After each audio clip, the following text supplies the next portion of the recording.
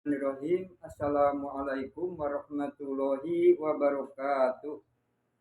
Alhamdulillahirabbil alamin wa bihi nasta'in wa ala umuri dunya waddin. Wassalatu ala sayyidina Muhammad wa bihi nasta'in wa ala umuri dunya waddin.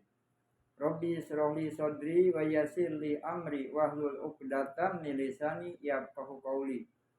Allahumma shalli wa sallim ala sayyidina Muhammadin wa sallim taslima. Mari kita lanjut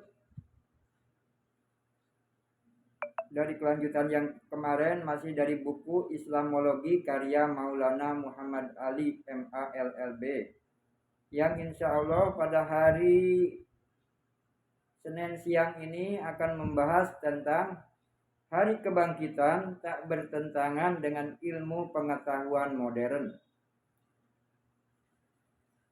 Pengertian hidup sesudah mati begitu asing bagi kebanyakan orang, hingga Al-Quran berulang kali harus menjawab pertanyaan bagaimana itu akan terjadi, dan jawabannya diberikan dalam segala keadaan. Bahwa Tuhan pencipta sekalian makhluk yang menciptakan alam semesta yang luas ini dari tidak ada pasti mendatangkan ciptaan baru. Al-Quran mengatakan sebagai berikut. Apakah kami lelah karena ciptaan pertama, namun mereka ragu tentang ciptaan yang baru? Surat 50 ayat 15. Dan mereka berkata, setelah kami menjadi tulang dan busuk, apakah kami akan dibangkitkan menjadi ciptaan baru? Katakan, jadilah batu atau besi atau makhluk lain yang menurut angan-angan kamu terlalu sukar untuk menerima hidup. Tetapi mereka akan berkata, siapakah yang akan menghidupkan kami kembali? Katakan, Dia yang menciptakan kamu pertama kali. Al-Quran surat 17 ayat 48 sampai 51. Dan lagi, dan mereka berkata, apakah setelah kami menjadi tulang dan sesuatu yang busuk, apakah kami akan dibangkitkan menjadi ciptaan yang baru? Apakah mereka tak melihat bahwa Allah yang sudah menciptakan langit dan bumi berkuasa untuk menciptakan yang serupa dengan itu? Al-Quran surat 17 ayat 98 sampai 99. Dan jika engkau heran, maka lebih mengherankan lagi ialah ucapan mereka, apakah setelah kami menjadi debu, kami akan dibangkitkan menjadi makhluk baru? Surat 13 ayat 5. Apakah engkau tak melihat bahwa Allah menciptakan langit dan bumi dengan benar?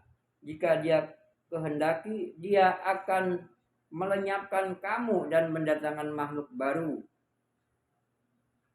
Dan ini tak sukar bagi Allah, dan mereka akan menghadap Allah semua. Surat 14 ayat 19 sampai 21.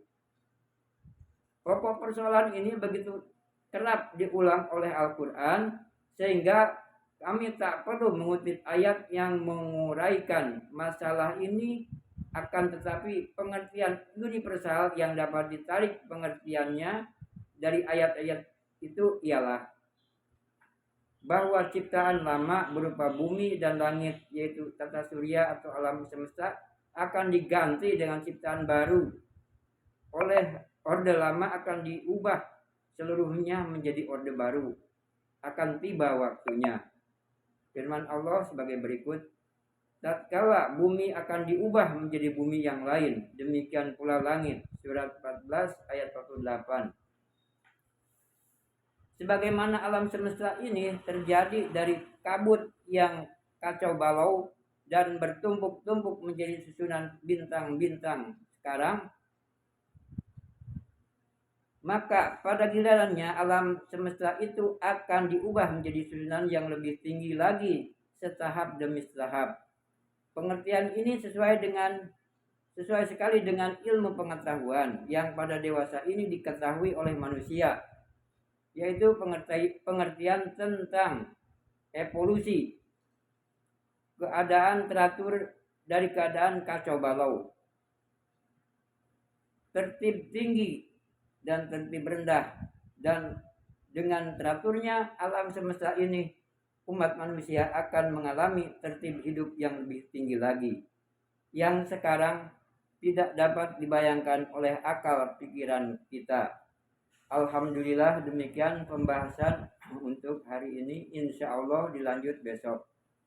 Terima kasih. Wabillahi taufiq wal hidayah. Wassalamualaikum warahmatullahi wabarakatuh.